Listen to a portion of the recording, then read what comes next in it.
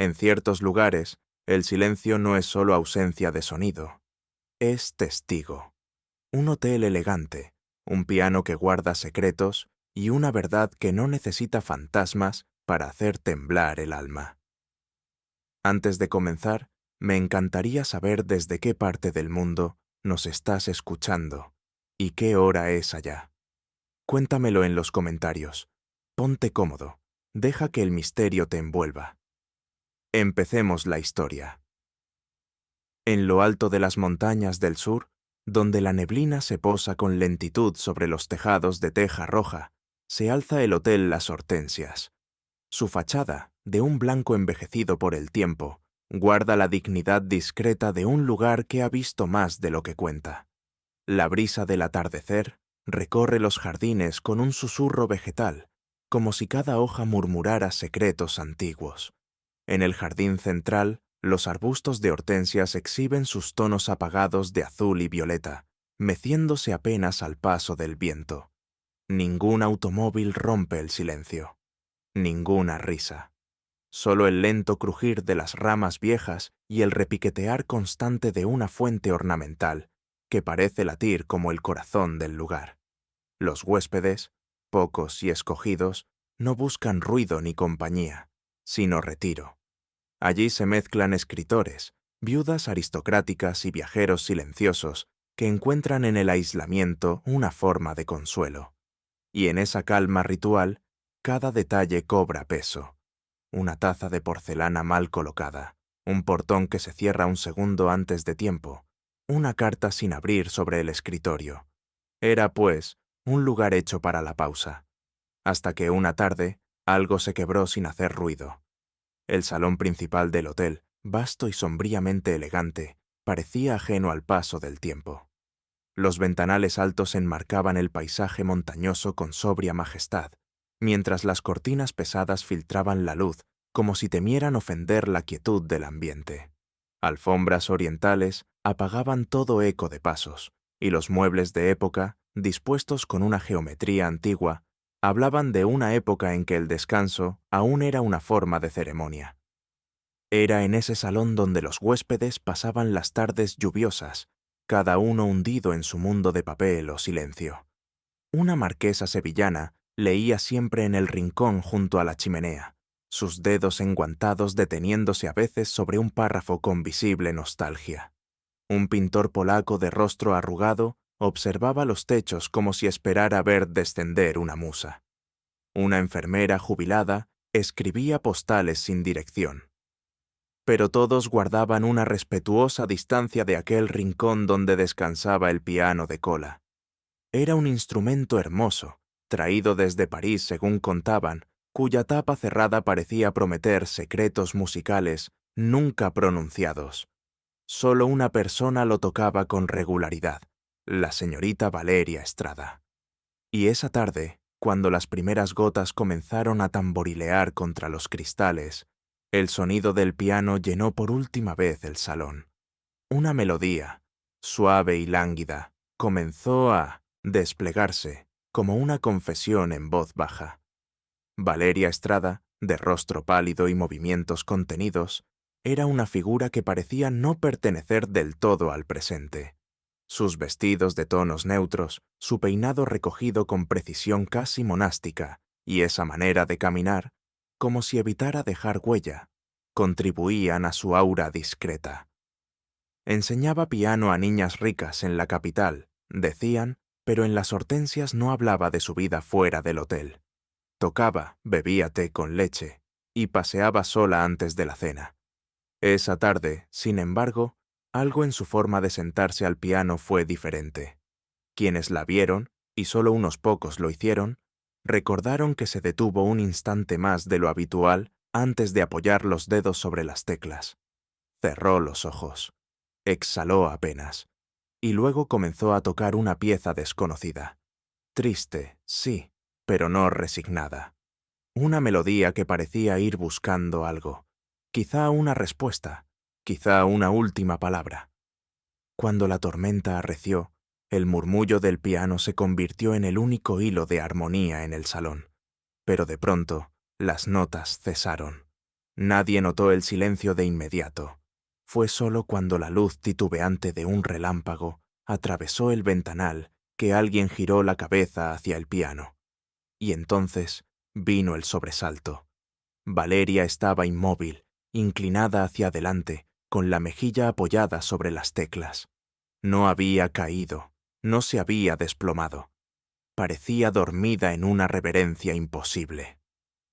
Una nota quedó sostenida bajo su peso, repitiéndose en un bucle quebrado hasta que uno de los huéspedes se atrevió a acercarse y levantar con cuidado su mano inerte. La música había terminado, pero algo más, invisible, acababa de comenzar. En el desconcierto posterior, mientras los empleados eran llamados y la señorita Estrada era trasladada con una dignidad casi religiosa, una voz temblorosa rompió el murmullo de respeto. Era Clara, la doncella más joven, de rostro redondo y manos manchadas de pulimento. Había estado arreglando las flores cerca de la entrada cuando sucedió todo, o eso afirmó. Su mirada no se fijaba en nadie mientras hablaba. «No fue sola», susurró. «Antes de que dejara de tocar, alguien estaba ahí, detrás de las cortinas». El comentario, lanzado en voz baja y sin insistencia, no cayó en el vacío. El rumor tomó cuerpo con rapidez, propagándose entre las estancias como el perfume de un aceite derramado. La cortina junto al piano, la más cercana al ventanal que daba al jardín, se movió, decía Clara. No por el viento, de un modo diferente, como si alguien la apartara y luego la soltara con cuidado. La señora Roberta Molina, dueña del hotel, intentó minimizar el comentario con una sonrisa que no llegó a los ojos. Pero el salón ya no era el mismo. La atmósfera, antes tan apacible, se llenó de una inquietud que no provenía del relámpago ni de la lluvia. Desde entonces, la palabra «fantasma» comenzó a circular entre los pasillos, envuelta en susurros, como una nota aguda que nadie se atrevía a tocar. El médico del pueblo llegó más tarde, empapado hasta los huesos y con el ceño fruncido por el ascenso difícil. Examinó el cuerpo sin prisa, con esa mirada experta que ya ha visto todas las formas posibles de la muerte. No había marcas visibles, ni señales de violencia, ni rastros de medicamentos en el bolso de la señorita Estrada. La causa probable: colapso cardíaco. Aunque no era común en alguien de su edad, pero lo que desconcertó al doctor, y a todos los que luego vieron el cuerpo, fue la expresión. En el rostro de Valeria había una sonrisa leve, apenas perceptible, como si su último pensamiento hubiera sido dulce. No de alivio, ni de paz, sino algo más íntimo, más perturbador. Poirot, que aún no había intervenido, observó desde una distancia prudente. Había llegado unos días antes, buscando descanso y aire limpio. Se mantenía al margen de todo con esa cortesía inflexible que usaba cuando deseaba observar sin ser observado. Y observaba, en efecto, el piano, el rostro, la posición exacta del cuerpo. Una sonrisa, pensó, es una declaración, incluso después de la muerte. Pero ¿qué tipo de declaración se ofrece sin palabras, sin testigos, sin destinatario? Poirot, sin decir nada, empezó a caminar lentamente hacia el jardín.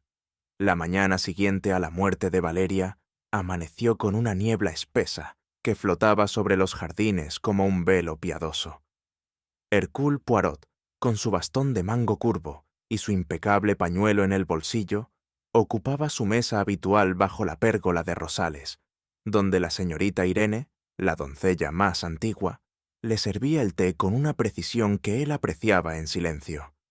Desde su asiento, Poirot contemplaba las gotas resbalando por los pétalos rosados, con esa atención minuciosa que aplicaba tanto a los jardines como a las almas humanas. No leía, no tomaba notas, solo observaba. Era, en apariencia, un huésped más que disfrutaba de la recuperación lejos del ruido de la ciudad, quizá convaleciente de algún malestar menor, tal como había declarado al registrarse. Pero sus ojos grises, pequeños y sagaces, No descansaban. Seguían el ritmo de los pasos, los gestos de las manos, las pausas entre palabras. Había algo en el aire, no la humedad del clima, sino otra densidad más sutil, que indicaba que el hotel, en su aparente serenidad, ocultaba fisuras. El té estaba perfecto, con el punto justo de bergamota. Poirot alzó la taza, pensativo. El alma de una casa, reflexionó, se revela en su silencio. Y en este lugar, el silencio parece ensayado. No fue hasta bien entrada la segunda taza que la señora Roberta Molina apareció en el jardín con su andar pausado y su chal de lino color marfil cuidadosamente recogido sobre los hombros. Su rostro, de rasgos firmes y cabello recogido con esmero, mostraba la compostura de una mujer acostumbrada a las complicaciones. Sin embargo, Poirot notó de inmediato que algo en ella estaba desajustado, una mirada demasiado fugaz, un suspiro demasiado medido. «Monsieur Poirot», saludó, con una leve inclinación de cabeza. «¿Disfruta usted del jardín?» «Mucho, madame. Es un lugar de una calma sospechosa», respondió él con suavidad, sin apartar la vista de sus ojos. Ella no rió, aunque la frase se prestaba. En lugar de eso, se sentó frente a él con la naturalidad de quien trae un tema que pesa. «Hay rumores, monsieur. Rumores inoportunos. El personal está inquieto, y francamente, temo por la reputación del lugar». Poirot asintió, fingiendo sorpresa con cortesía.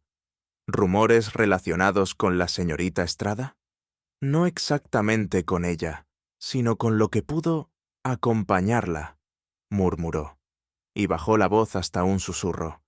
Se habla de una presencia, de algo que se mueve cuando no debería. ¿Cree usted en eso? Poirot inclinó apenas la cabeza. Yo creo en lo que la gente cree, y en lo que intenta ocultar mientras lo dice. La conversación con la señora Molina abrió una puerta que Poirot no se apresuró a cruzar, pero cuya existencia no ignoró. Desde entonces, durante el desayuno, los paseos por la galería o las tardes en la biblioteca, sus orejas discretas comenzaron a registrar pequeños destellos de inquietud en el ambiente. Los camareros, antes puntuales y precisos, demoraban los pedidos y evitaban el salón después del anochecer. La doncella Clara, la misma que habló de las cortinas, pasaba nerviosamente de una tarea a otra, como si cada rincón del hotel ocultara algo que no quería encontrar. Una frase se repetía, siempre en voz baja. No fue natural. Algunos hablaban de un susurro que se escuchaba desde el jardín cuando el piano callaba. Otros aseguraban que la silla donde Valeria se sentaba a veces se encontraba movida, o con el cojín desplazado, incluso si nadie había entrado. Poirot, en su estilo, no interrogaba, observaba, anotaba mentalmente y esperaba. La idea del fantasma, como todo rumor hábilmente sembrado, comenzaba a adquirir forma. No una aparición tangible, sino una sospecha colectiva que envolvía el hotel en una atmósfera que ya no era de recogimiento, sino de temor. En los pasillos, las miradas se desviaban.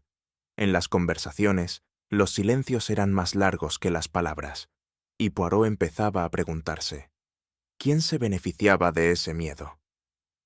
Aquella tarde, mientras Poirot leía una edición antigua de la educación sentimental en el salón de lectura, un joven se aproximó con gesto inseguro. Era delgado, de rostro aún infantil a pesar de sus años, y vestía con la descuidada elegancia de los artistas que no saben en qué estación viven. Se presentó como Iván Rojas, poeta, músico aficionado y, según sus propias palabras, admirador callado de la difunta señorita Estrada. «No deseo incomodar», comenzó, sentándose sin ser invitado, pero con una necesidad evidente de ser escuchado. «Pero creo que usted debería saber algo, Monsieur Poirot». Poirot cerró el libro con gesto medido. «¿Sí? Yo estuve allí. No en el salón, pero sí cerca. Estaba escuchando desde el pasillo. Ella estaba tocando, como siempre. Yo conocía esa pieza. La tocaba cada vez con una intención distinta. ¿Y qué escuchó, monsieur? Iván dudó un instante. Su voz descendió a un susurro. Una nota más. Después de que... Calló. Una nota aguda. No parte de la melodía. No podía ser ella. No... Después de eso. Poirot lo miró fijamente. ¿Estás seguro? Absolutamente.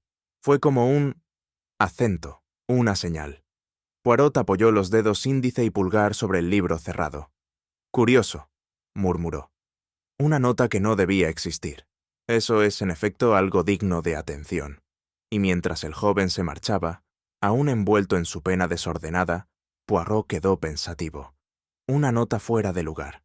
O más bien, fuera de tiempo. Como una palabra escrita en una carta, después de firmarla. Los días siguientes transcurrieron con una calma que solo en apariencia era reposo. Poirot mantenía su rutina con escrupulosa puntualidad.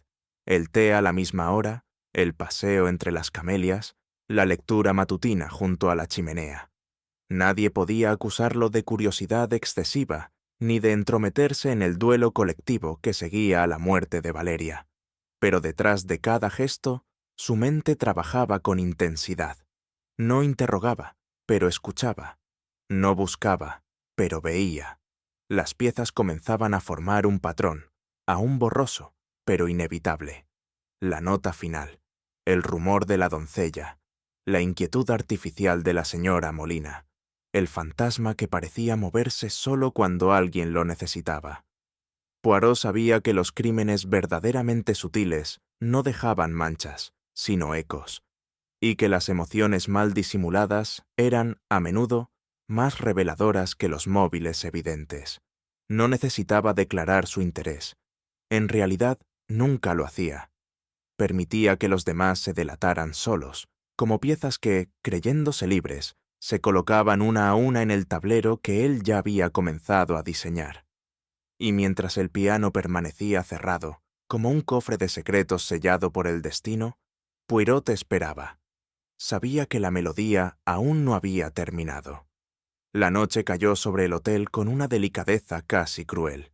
El viento, suave durante el día, adquiría en la oscuridad un tono más grave, como si arrastrara palabras no dichas entre las ramas de los eucaliptos. Dentro, todo parecía en orden. Pero Poirot, desde su rincón en la sala de lectura, notaba una coreografía invisible entre los presentes.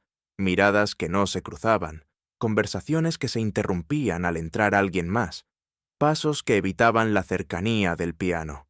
La calma se volvía artificiosa, como la escenografía de una obra donde los actores temen olvidar sus líneas. La señorita Estrada, musitó una huésped al pasar. Siempre parecía tener algo que no se atrevía a decir. Poirot alzó ligeramente una ceja. No fue el comentario lo que le llamó la atención, sino el modo en que fue dicho. No con pesar, sino con algo más cercano a la envidia. Cada silencio en el hotel parecía tener dueño. Cada rincón, un testigo. Y entonces comprendió. No era que todos temieran a un fantasma. Temían más bien que lo que ese fantasma representaba, el regreso de lo no dicho, los obligara a hablar. Poirot cerró el libro sin avanzar página alguna. La tensión ya no era una posibilidad, era un hecho. Durante los días siguientes, el Hotel Las Hortensias se convirtió en un santuario de apariencias. La muerte de Valeria Estrada había alterado el aire mismo del lugar. Los pasos parecían medidos, las conversaciones adquirían un tono casi religioso, y hasta las tazas de café se posaban en las mesas con una lentitud deliberada, como si el ruido fuera una forma de profanación.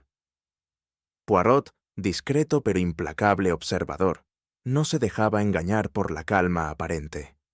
Había en los gestos de los tres más cercanos a la difunta, el doctor Sebastián Cifuentes, la prima Martina Durán y el joven poeta Iván Rojas, una tensión difícil de definir. No era solo tristeza, era la rigidez de quien no sabe en qué papel debe presentarse. En los almuerzos, Cifuentes hablaba demasiado. Martina evitaba hablar. Iván lo hacía en exceso, pero con una extraña musicalidad, como si dramatizara su dolor para convencerse a sí mismo. Poirot observaba, comparaba, anotaba en su mente cada palabra no dicha.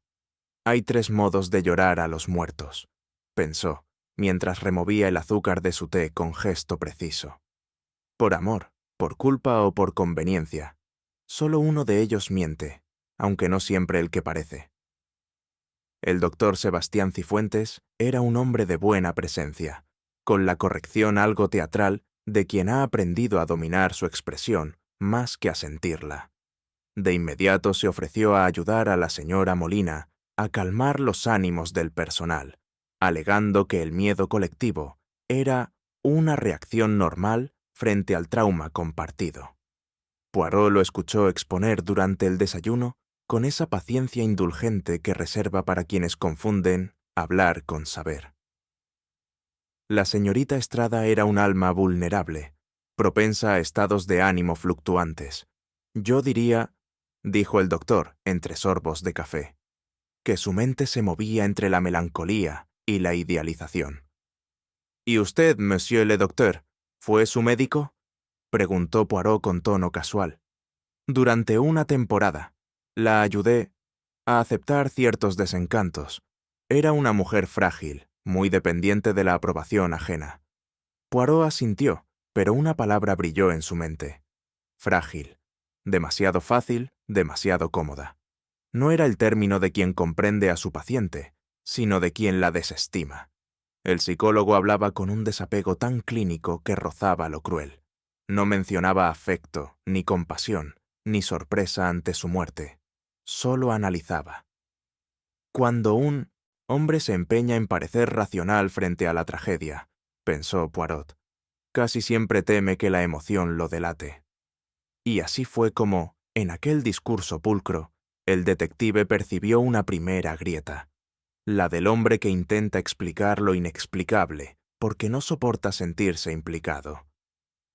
Martina Durán, prima de Valeria, era una mujer de facciones duras y elegancia contenida. Su luto, riguroso hasta la exageración, parecía más un uniforme que una manifestación de pena. Se encargaba personalmente de revisar las pertenencias de la difunta, doblar su ropa, custodiar sus partituras y decidir qué debía conservarse o desecharse.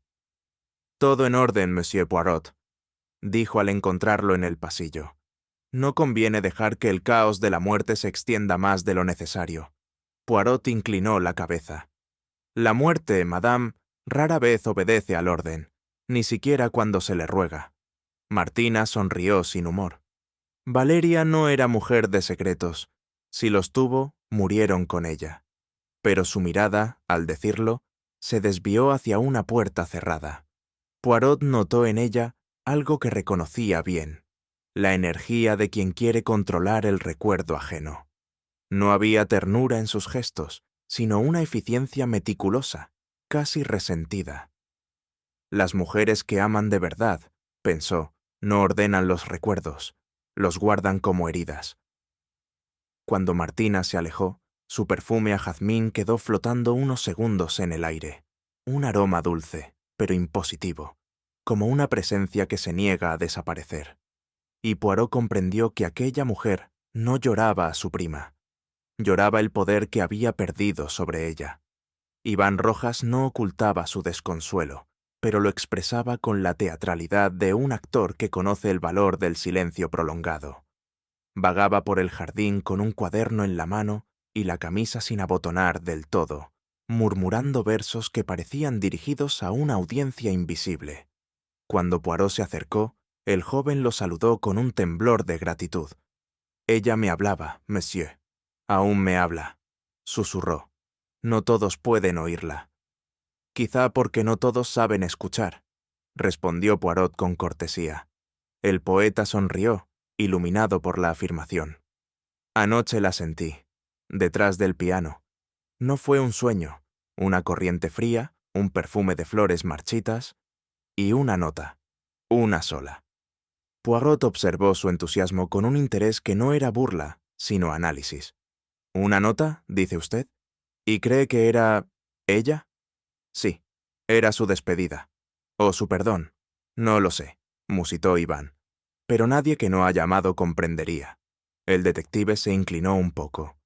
Ah, Monsieur Rojas, el amor es un idioma en el que muchos se declaran inocentes, y muy pocos lo son. El joven bajó la vista, turbado. Poirot lo dejó marchar sabiendo que aquel fervor no era devoción, sino culpa. Porque quien transforma el duelo en arte, pensó, no busca recordar, busca absolverse. Poirot los reunió en su mente, uno a uno, como piezas disímiles, de un mismo retrato. El doctor que analizaba para protegerse, la prima que ordenaba para dominar, el poeta que idealizaba para sobrevivir. Tres formas distintas de negar la realidad, tres máscaras ante un espejo que ninguno quería mirar. Durante la cena, los observó compartir la mesa con la inevitable cortesía social. Cada palabra que pronunciaban pesaba más que los cubiertos. Las frases sobre la pobre Valeria eran cuidadosamente medidas, casi ensayadas. Cifuentes hablaba del equilibrio mental con tono profesional. Martina corregía los detalles, precisando fechas, nombres, costumbres. Iván suspiraba en cada silencio, como si cada pausa fuera una elegía. Pero Poirot veía más allá. Ningún gesto de dolor era genuino. Las manos no temblaban, los ojos no huían de los suyos, y comprendió que ninguno lloraba por la mujer que fue Valeria, sino por lo que su ausencia les arrebataba. Para el doctor, la paciente que lo hacía sentir indispensable. Para Martina, la presencia que sostenía su orgullo familiar. Para Iván, el espejo de su juventud perdida. No hay duelo puro, reflexionó Poirot, solo el reflejo deformado del amor propio. Y en esa mesa, iluminada por la tenue luz del comedor, supo que el misterio no estaba en la muerte de Valeria, sino en lo que cada uno necesitaba creer sobre ella para seguir viviendo. Esa noche, el hotel recuperó su calma aparente. Los huéspedes se retiraron temprano, pero el aire permanecía cargado de una electricidad invisible. Poirot, desde su habitación, escuchaba el viento entre los cristales y el tic-tac persistente del reloj de pared. No podía dormir. La muerte de Valeria Estrada había dejado tras de sí demasiadas emociones disonantes. Todos hablaban de tristeza, pero nadie de sorpresa. Todos fingían ignorancia, pero nadie verdadera inocencia. Caminó despacio hacia la ventana. El jardín se extendía bajo una luna débil, y el piano, visible a través del ventanal del salón, parecía esperarlo. En el arte del duelo, pensó, cada gesto es una pista, cada lágrima una mentira posible. Comprendió entonces que la verdad no se hallaba en las palabras, ni siquiera en los recuerdos, sino en la manera en que cada uno de ellos pretendía sufrir. Detrás de la forma en que amaban, se escondía la forma en que culpaban. Poirot cerró las cortinas con suavidad. Sabía que la melodía inacabada de Valeria aún no había dicho su última nota, y cuando la diga, pensó, con esa sonrisa diminuta que nadie veía venir, será la más reveladora de todas. La tarde en que el cielo decidió romperse sobre las hortensias, el hotel se replegó en sí mismo como un animal herido. Las goteras sorprendieron en las esquinas menos pensadas. Un ventanal del ala sur cedió ante una ráfaga, y una humedad amarga comenzó a ascender por las paredes, con la paciencia de un recuerdo antiguo. El personal, atareado con cubos y toallas, no advirtió que el caos forzaba un movimiento inusual de objetos largamente ignorados. Fue en medio de esa agitación donde el armario del salón de música, aquel que había permanecido cerrado desde la muerte de Valeria, fue abierto para resguardar partituras mojadas de otros huéspedes. Poirot, que se había refugiado en la biblioteca con un libro apenas fingido en sus manos, se acercó con esa curiosidad sin premura que tan bien dominaba. Al retirar una carpeta de papel envejecido y tinta corrida, notó una hoja doblada con torpeza entre los pentagramas. No llevaba fecha ni destinatario, pero tenía la caligrafía fluida de Valeria. Y algo más. una vibración emocional contenida, como si las palabras quisieran salir del papel sin permiso. La tormenta, al otro lado de los cristales, rugía con violencia. Dentro, sin embargo, lo que temblaba era una pregunta muda. ¿Qué hacía esa carta entre las partituras abandonadas? Poirot extendió el papel con delicadeza. La hoja estaba marcada por pliegues, como si hubiera sido leída muchas veces y doblada con prisa. La tinta, aunque aún legible, mostraba un rastro irregular hacia el final, como si la pluma hubiera vacilado, o la mano que la guiaba hubiese dudado en concluir lo que comenzaba. No era una carta formal. Carecía de encabezado, de fecha, incluso de saludo, pero cada línea vibraba con una emoción que desmentía toda frialdad. Era una confesión, no de culpa, sino de anhelo. A veces siento que lo único verdadero ocurre en los silencios que compartimos, que si me atreviera a salir contigo bajo la lluvia, esta farsa terminaría. No soy tan fuerte como tú crees, pero estoy dispuesta. Solo dime cuándo. Y ahí terminaba. No había nombre, no había firma, solo un espacio en blanco, como si la voz de Valeria se hubiese quebrado justo antes de nombrar lo esencial. Poirot frunció los labios. No era el documento de una mujer resignada, ni de una artista rota. Era el intento de alguien que planeaba un giro, una salida, una elección no vivida. Y, sin embargo, esa mujer había muerto entre teclas, sin huida, sin testigo, con una sonrisa apacible que ahora parecía aún más inexplicable.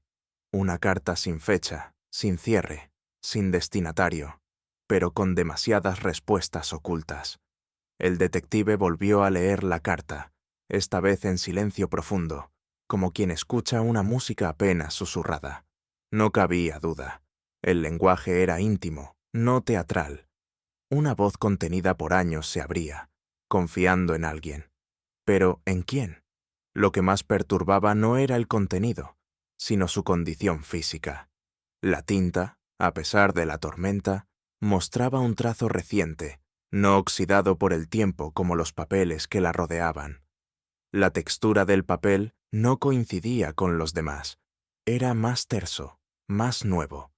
¿Había sido escrita días antes de la muerte? ¿Semanas? ¿O incluso devuelta a ese escondite por alguien más, después de su fallecimiento? Poirot sabía que el amor, en muchas ocasiones, deja huellas más precisas que el crimen. Una carta con «Esperanza no se abandona así como así», y mucho menos por alguien a punto de morir en soledad. La ausencia de cierre no era negligencia, era interrupción. Y allí comenzaba a nacer la sospecha. Alguien no solo había leído esa carta, sino que había decidido que no debía ser encontrada. Pero fue encontrada. Y su voz, mutilada, aún decía más de lo que el hotel estaba dispuesto a escuchar. Poirot dejó la carta sobre su escritorio, protegido de la humedad por una hoja de papel secante. Mientras tanto, recorría mentalmente la lista de posibles manos que pudieron haberla tocado después de su escritura, no todas con intención piadosa. Alguien había abierto el archivo de Valeria, alguien la había leído, y alguien, finalmente, la había devuelto, no al lugar donde debiera permanecer como testimonio, sino al escondite del olvido. Pero no del todo. Ese gesto de retorno, aparentemente cuidadoso, deliberado, traicionaba algo más profundo. ¿Por qué no destruirla del todo? ¿Por qué permitirle seguir existiendo, aunque oculta? Poirot examinó la tinta. No solo era fresca, aún desprendía el olor leve del papel reciente, apenas tocado por la humedad. Ninguna persona sensata, y mucho menos una mujer melancólica a punto de quitarse la vida, habría guardado una carta así sin asegurar su destino. Era, por tanto, una carta robada, o tal vez interceptada. Quien manipula la palabra ajena, pensó Poirot, teme más a lo que se dirá que a lo que se hizo. La letra era de Valeria, sí, pero la interrupción, la soledad, la muerte, eso ya era asunto de otro, y ese otro estaba aquí. Tal vez incluso había compartido mesa con él esa misma noche. Aquella noche, Poirot se quedó mucho tiempo en su silla, sin libro, sin libreta, con la carta frente a él, como si se tratara de una partitura inacabada que requería del oído más que de la lógica. La frase final no se le apartaba del pensamiento. Solo dime cuándo. Y luego el vacío. Un vacío que no era literario ni romántico, sino estratégico. Valeria deseaba una respuesta. Esperaba un gesto. ¿Lo recibió? Y si lo recibió, ¿por qué no huyó? Había algo fundamental que no encajaba. Nadie que se prepara para marcharse con quien ama se sienta a tocar el piano con expresión serena, sin maleta, sin cartas de despedida, sin ruido. ¿Fue interrumpida? ¿Convencida de quedarse? ¿O traicionada por quien debía ser su cómplice? Poirot se llevó una mano al bigote, pensativo. La música, recordó, solo se detiene cuando algo la rompe, o cuando alguien decide que ha llegado el silencio. En ese salón, Valeria no se despidió. No dejó huella de ruptura ni muestra de desesperación, pero dejó esta carta, y en ella una pregunta que aún resonaba como una nota suspendida. ¿Con quién iba a huir Valeria Estrada? O peor aún, ¿quién decidió que no debía hacerlo? Fue durante el desayuno cuando la joven Clara, la doncella más tímida del hotel, se acercó a Chinetsis. Poirot con una mezcla de inquietud y necesidad. Su rostro mostraba la palidez de quien ha dormido mal durante muchas noches, y sus dedos, entrelazados con nerviosismo, parecían suplicar permiso antes de hablar. «Señor Poirot, yo no quería decir nada. No es que crea en cosas raras, pero esa noche...» Tragó saliva. El salón no olía como siempre. Poirot dejó la taza sobre el platillo con deliberación. ¿No olía a rosas? Ella negó con firmeza. No, señor, era otra cosa, más dulce, más fuerte, como peonías. El detective enarcó una ceja, sorprendido no por la observación, sino por la precisión. ¿Está segura? Completamente. Yo cambié el florero esa misma mañana. Puse rosas frescas. Pero esa noche, cuando entré a recoger una bandeja, el aire era distinto. Poirot agradeció con una leve inclinación de cabeza. Para muchos, un aroma sería un detalle menor. Para él, era un hilo. Y como todo hilo, debía tener un origen. Un perfume no se inventa en el recuerdo, pensó. ¿Se percibe o no? Y si alguien lo percibió, es porque alguien lo dejó. Y en ese instante, supo que aquel detalle invisible podía convertirse en una de las claves del caso. Poirot pasó parte de la mañana en la biblioteca, no entre novelas ni tratados, sino entre guías botánicas del sur mexicano, obsoletas pero útiles. Quería estar seguro, y lo estuvo. Las peonías, flores elegantes y de perfume profundo, no eran propias de aquellas montañas. No se cultivaban en los jardines del hotel, ni crecían de forma silvestre en esa latitud. Nadie del personal las mencionaba como parte del decorado habitual. Lo que Clara había olido no era una flor, sino una esencia. Poirot cerró el libro con suavidad. El detalle se convertía así en una anomalía, un aroma no identificado en un entorno cerrado, una nota olfativa ajena al paisaje, que sin embargo se hizo presente justo la noche del fallecimiento de Valeria. Eso significaba dos cosas: que alguien había traído consigo ese perfume y que lo había usado con una intención. El aroma de peonía no podía ser casual, no en ese lugar, no en ese momento. Y si era un perfume, pensó Poirot, era aún más peligroso, porque dejaba menos huellas visibles, pero más rastros en la memoria de quien lo reconocía. ¿Y si no era solo un aroma, sino una señal? La intuición de Poirot, fina como el hilo de un bordado antiguo, lo condujo al recuerdo de un perfume olvidado. Fleur de Chine, una fragancia francesa discontinuada hacía más de una década. Había leído sobre ella en una reseña antigua, una mezcla oriental con nota de peonía, ámbar y un leve fondo de almizcle blanco. Consultó con una perfumista retirada en Oaxaca, a quien conocía desde un caso anterior. La voz al otro lado del teléfono confirmó su sospecha. Fleur de Chine fue un perfume caprichoso. No era comercial, monsieur. Era de coleccionistas, de mujeres con gusto y memoria. Poirot agradeció con cortesía.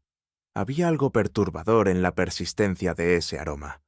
No era moderno, no era habitual, pero sí inolvidable. Valeria no lo usaba, de eso estaba seguro. Su habitación no contenía frascos de perfume ni objetos con ese tipo de esencia. Su estilo era sobrio, casi monástico. Entonces, ¿quién lo llevaba? ¿Quién había decidido impregnar la noche con una fragancia extinguida, sabiendo que sería notada? Poirot se recostó ligeramente en su sillón y cerró los ojos.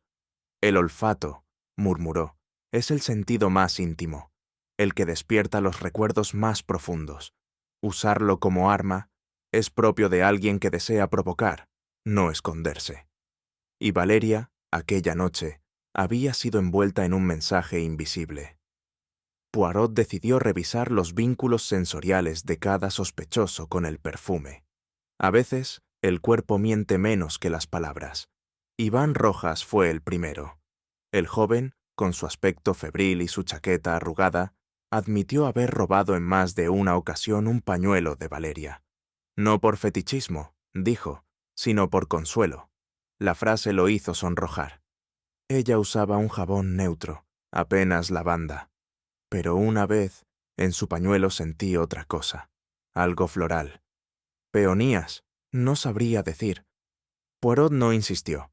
El recuerdo era confuso, la emoción verdadera. Martina Durán fue más precisa. En su tocador había 5 frascos de perfume antiguos, uno de ellos sin etiqueta, polvoriento, pero con aroma persistente. Al acercarlo a sus narices, Poirot lo reconoció. Fleur de Chine. «¿Este?», dijo ella. «Era de una tía. No lo uso desde hace años. Muy fuerte para mi gusto. Pero no tengo por qué deshacerme de él». Lo dijo con indiferencia, pero Poirot notó que no le devolvía el frasco a su sitio, como si temiera dejarlo lejos. Finalmente, el doctor Cifuentes confesó, sin que se le preguntara, haber empleado perfumes en sus terapias sensoriales. «El olor despierta memorias dormidas», explicó. «Un aroma justo puede abrir una puerta que las palabras no alcanzan».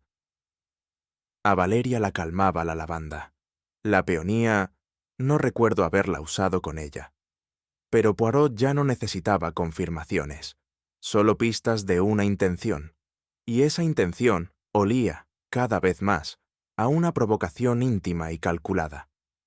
Poirot comprendía que el perfume no era una coincidencia, era un símbolo, y como todo símbolo, buscaba ser leído por alguien específico. La esencia de peonía, tan fuera de lugar, había sido el hilo invisible que tejía una intención emocional, evocación, seducción o advertencia. La muerte de Valeria, tan serena, tan teatral en su postura frente al piano, no podía entenderse sin ese detalle. ¿Quién había querido que ella recordara algo al respirar?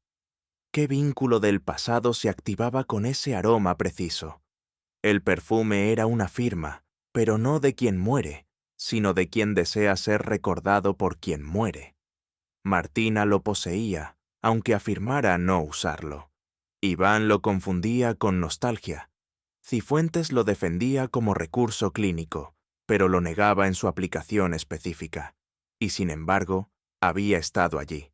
El aire del salón lo contuvo. Una fragancia no surge sola. Alguien la llevó, alguien la soltó, y alguien debía reconocerla. Cuando uno desea marcar el alma de otro sin palabras, pensó Poirot, el perfume es la tinta perfecta.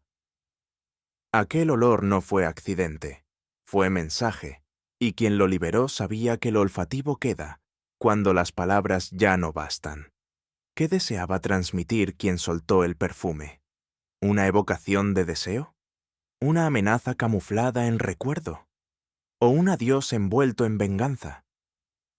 Poirot reflexionó en la naturaleza ambigua de los símbolos. Una flor puede significar amor o duelo.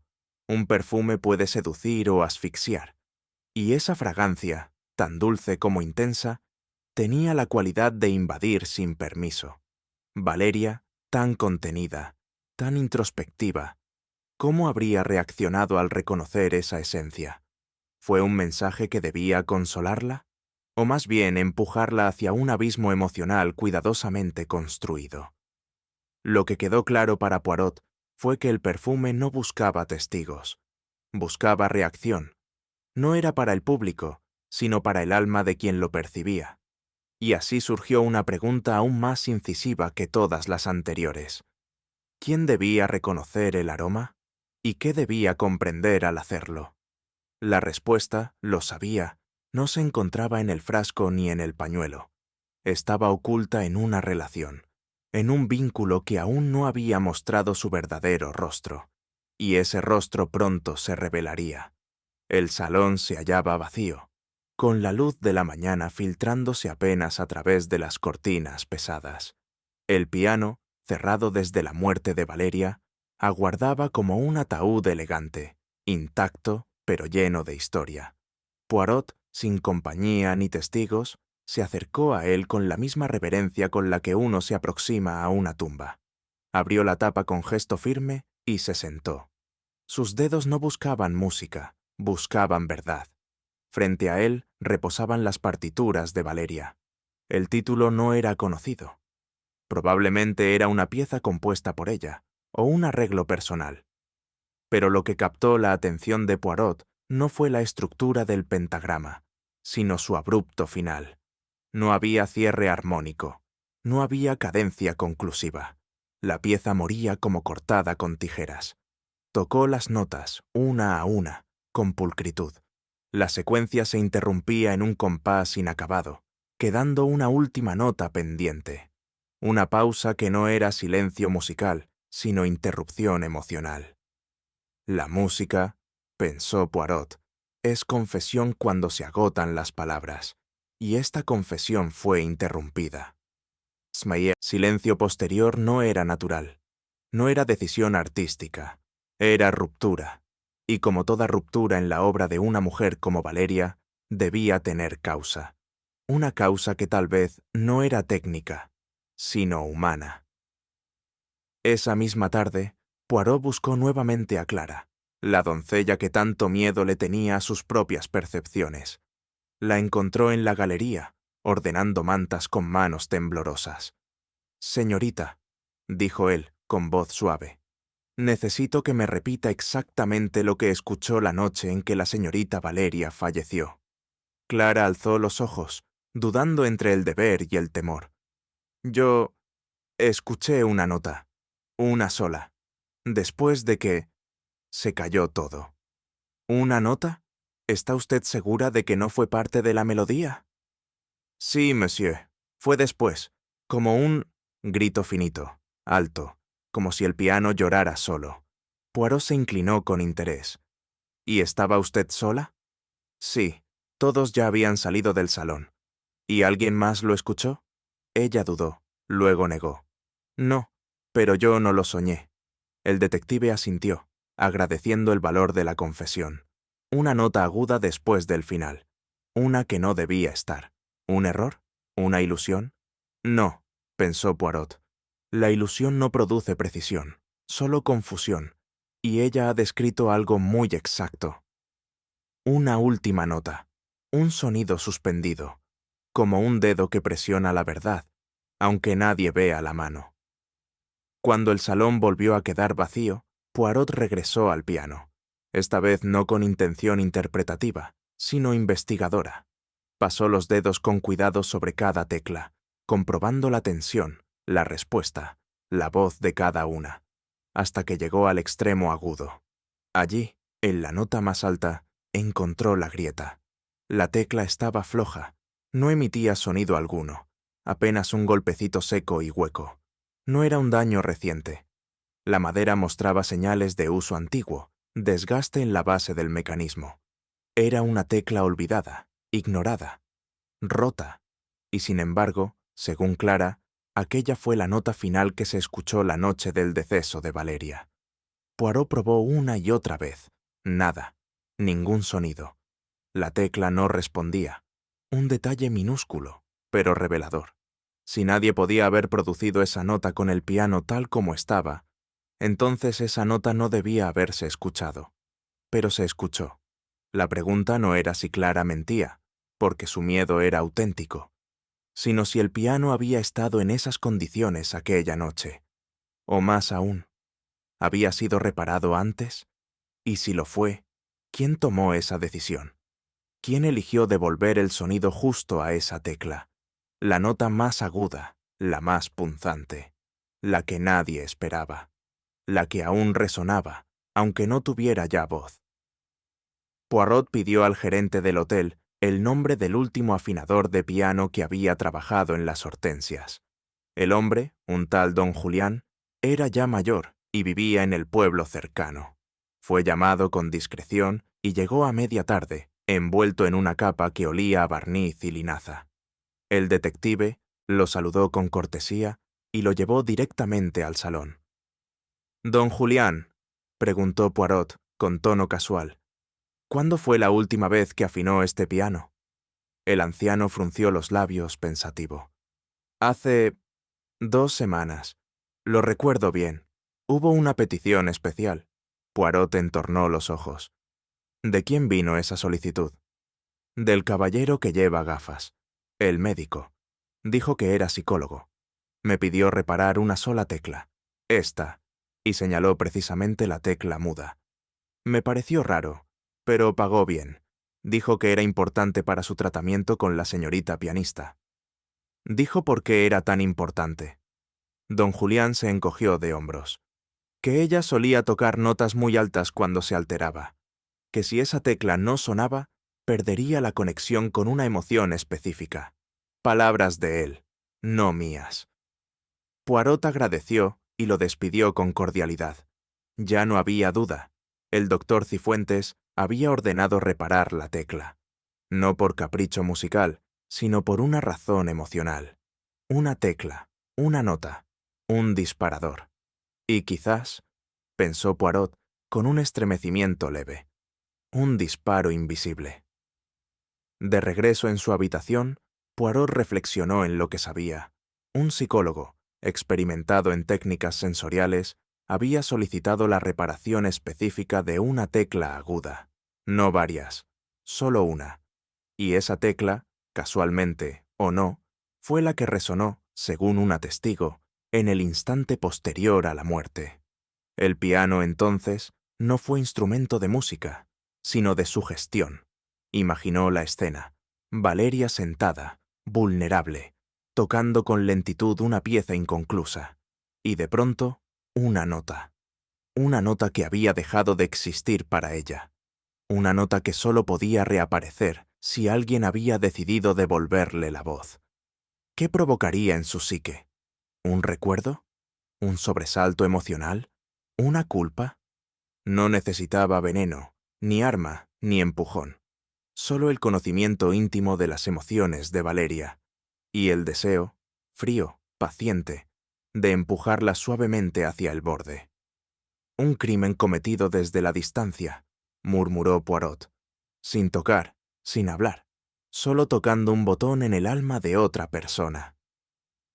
Lo difícil no era probarlo, era comprenderlo, porque no se trataba de asesinato como los demás, se trataba de manipulación, y esa es quizás la más refinada de las formas de violencia. Todo encajaba. El piano, la carta sin concluir, el perfume de peonías, el duelo que nadie pronunciaba con verdad. Poirot, al pasear por el jardín aquella tarde, comprendía que no se encontraba frente a un crimen convencional. Nadie había empuñado un arma, no hubo veneno en la taza ni golpe en la nuca. Y sin embargo, alguien había muerto. Valeria no se quitó la vida con decisión. Fue conducida, poco a poco, hasta el borde, aislada con palabras suaves, desorientada por recuerdos manipulados, rodeada de símbolos que removían sus emociones más frágiles. La carta nunca enviada, el perfume que evocaba a quien ya no la amaba, la tecla aguda que reaparecía como un fantasma del pasado. Todo estaba cuidadosamente dispuesto. No fue un impulso, Fue un diseño, un crimen cometido sin tocar el cuerpo, solo la mente. Poirot sabía que al enfrentarse a la verdad, los culpables de este tipo de crímenes no siempre se esconden. A veces, ni siquiera creen haber hecho algo malo. Todo crimen es lógico, se dijo, pero la lógica humana no siempre lo es. Y mientras el viento acariciaba las hortensias marchitas, supo que pronto llegaría el momento de tocar la última nota, no en el piano, sino en el alma de quien la había provocado. La mañana transcurrió con una calma extraña, como si el propio hotel aguardara algo que no sabía nombrar. Poirot, tras un desayuno en soledad, escribió 3 discretas tarjetas y las envió mediante el botones, una para la señorita Durán, otra para el doctor Cifuentes y una última para el joven Iván Rojas. No contenían explicación alguna, solo una cita. Esta noche, a las 8, en el salón principal. Traiga un objeto que le recuerde a la señorita Estrada. No añadió firma, no era necesario. En las hortensias, nadie confundía la letra minuciosa y curvada del huésped belga. Poirot no confiaba en los interrogatorios formales. Sabía que los seres humanos rara vez mentían con las palabras, sino con los gestos, los silencios y la elección de lo que llevan consigo. Un objeto podía decir más que un testimonio. Esa noche, cuando las cortinas cerraron el paso a la última luz del día, el salón recuperó su papel de escenario. Las sillas estaban dispuestas sin jerarquía, el piano cubierto por un paño. Un fuego pequeño mantenía tibia la estancia. No habría discursos, ni acusaciones, ni preguntas directas.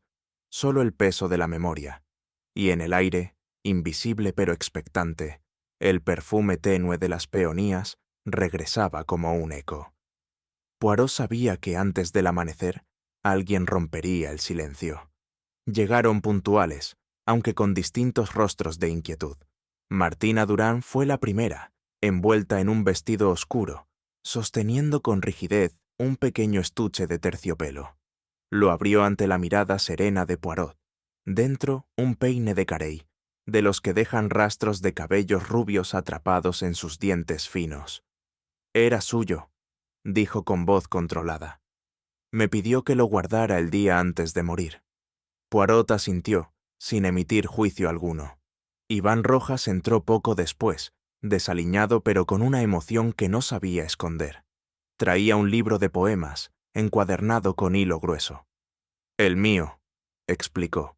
Se lo dediqué hace meses, cuando creía que ella... Su voz se quebró y guardó silencio. El doctor Cifuentes fue el último. Llegó sin prisas, pero con una expresión analítica, casi desafiante. De su bolsillo extrajo un frasco de cristal fino, con una etiqueta descolorida. Fleur de Chine. Lo colocó sobre la mesa, entre los otros objetos. No quedaba casi nada, comentó con tono neutro. Lo usé en una sesión.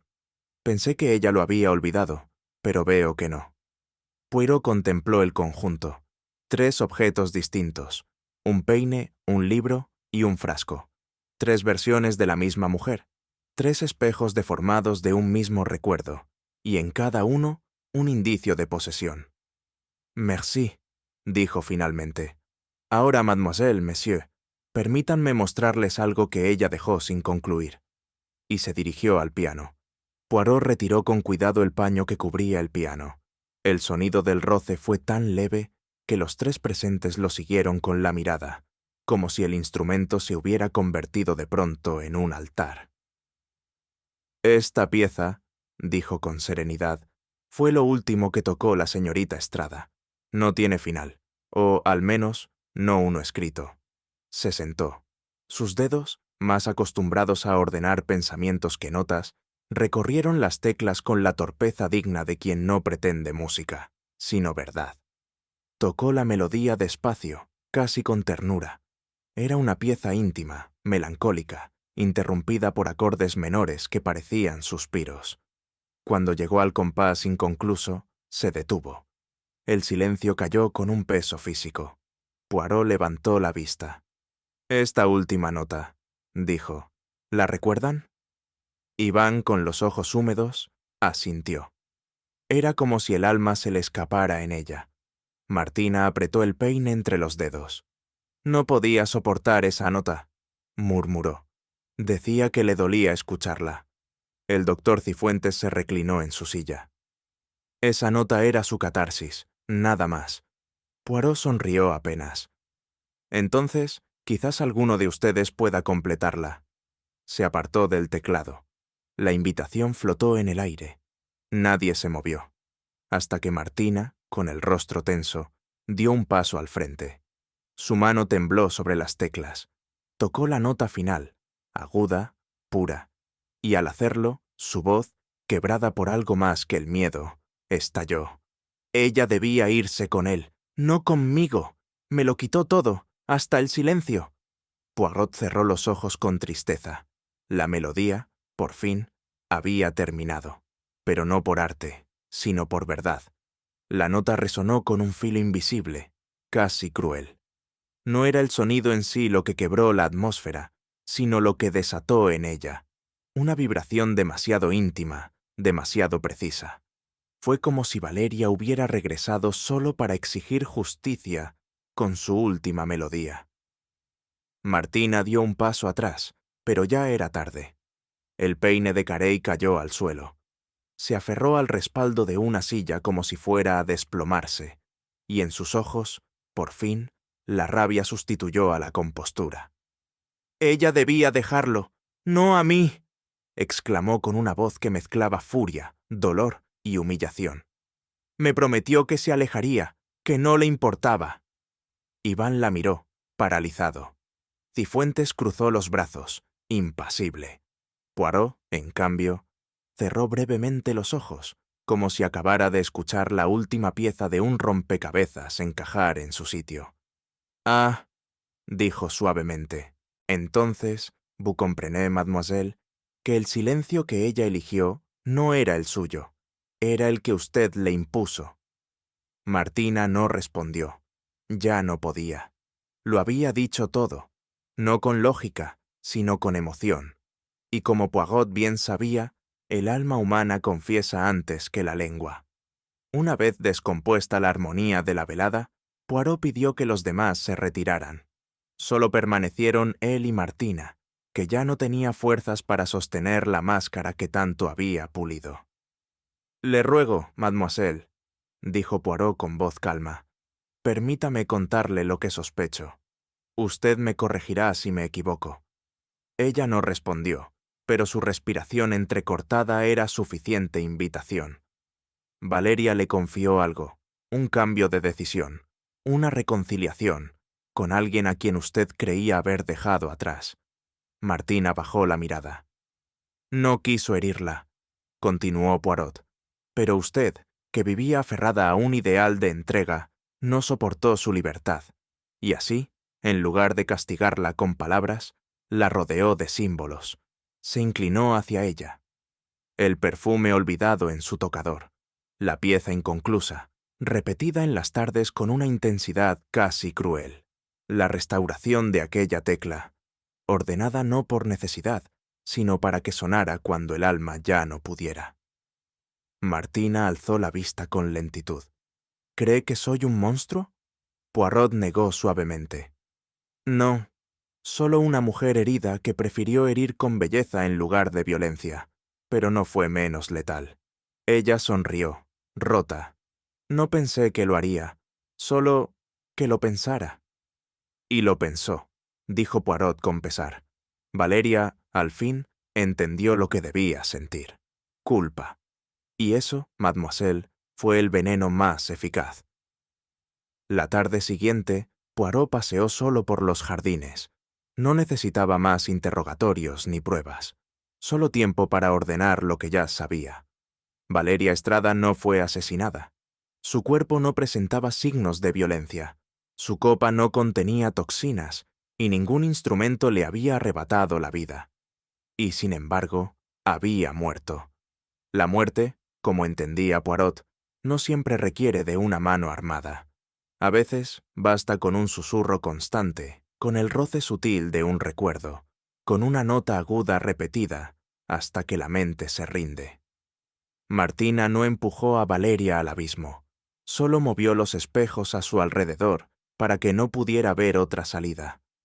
Le devolvió el perfume de su pasado, reforzó la melodía de su nostalgia y dejó el escenario preparado para que, en una noche de silencio, Valeria concluyera lo que otros no se atrevieron. Ella no me escuchaba, había dicho Martina, pero las peonías las recordaba. La fragancia fue el umbral, la música, el sendero, la culpa, la llave final. Y Poirot, que respetaba el alma tanto como la ley, comprendía que aquel crimen no encontraría castigo jurídico, pero no por eso dejaría de pesar, porque hay actos que no manchan las manos, pero ennegrecen la memoria. Y entre los pliegues de esa memoria, Valeria seguía tocando su última nota, eterna, inacabada, inolvidable.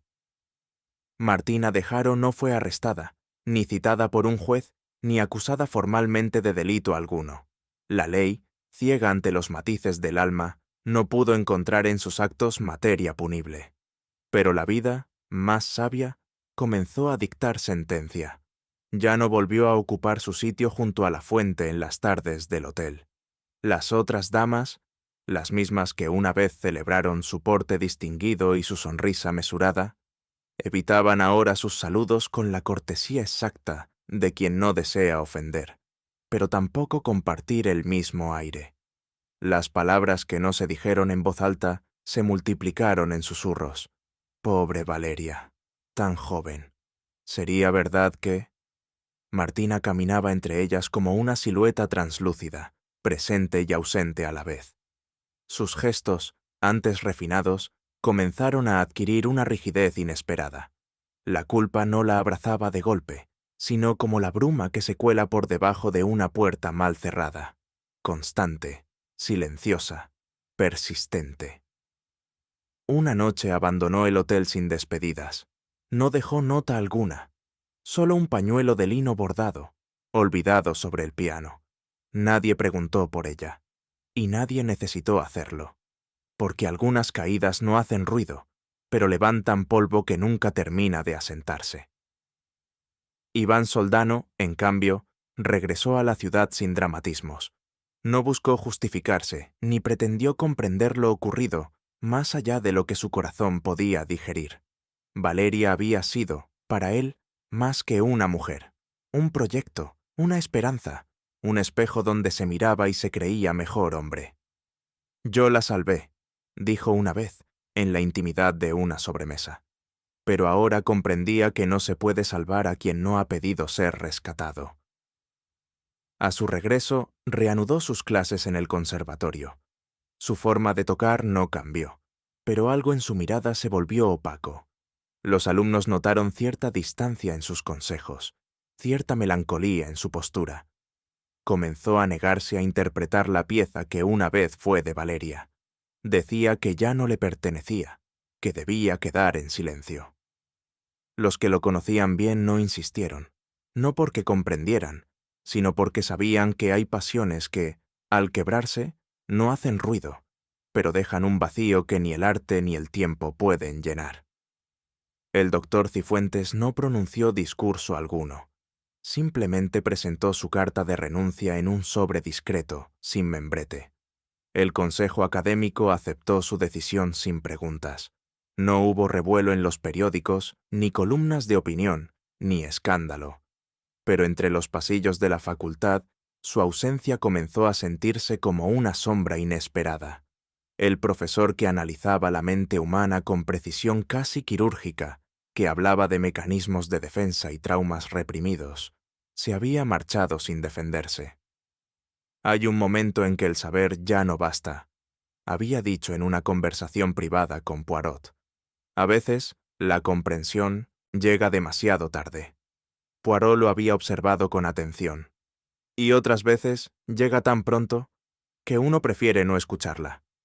El doctor asintió. No discutió. Desde entonces nadie supo con certeza dónde se instaló. Algunos decían que en un pueblo costero, otros que regresó a Madrid. Pero para Hercule Poirot lo importante no era su paradero, sino el hecho de que el hombre había comprendido su propia implicación.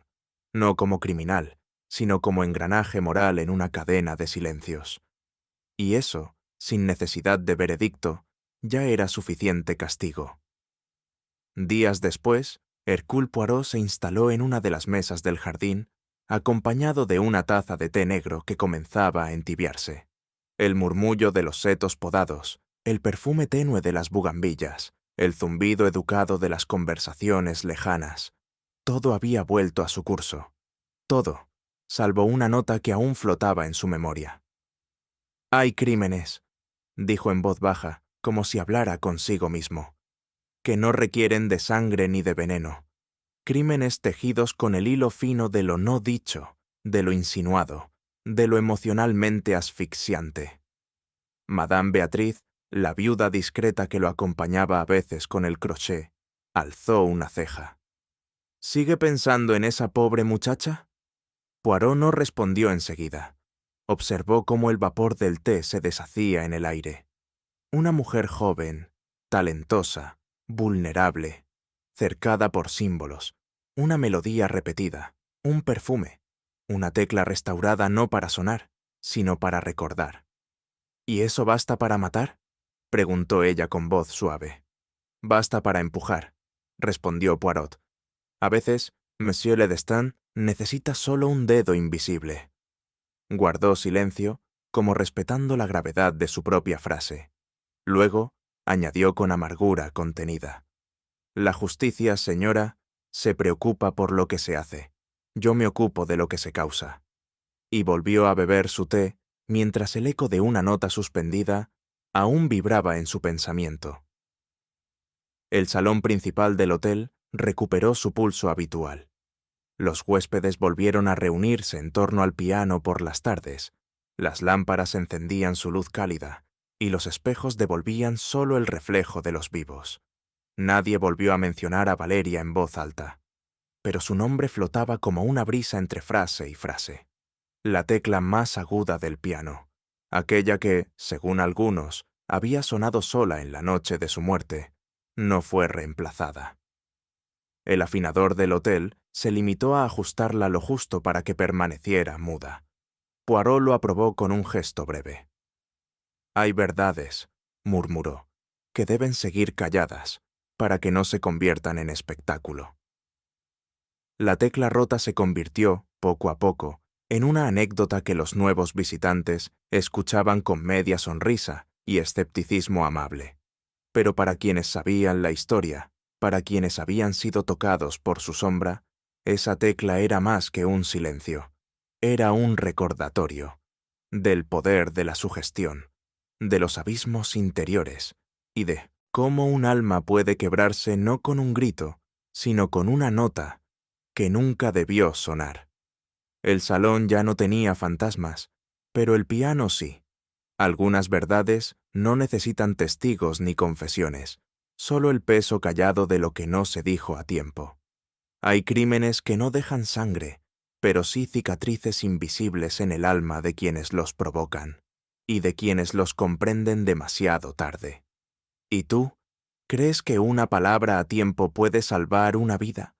¿O solo postergar lo inevitable? Si esta historia te ha conmovido, déjame tu opinión en los comentarios.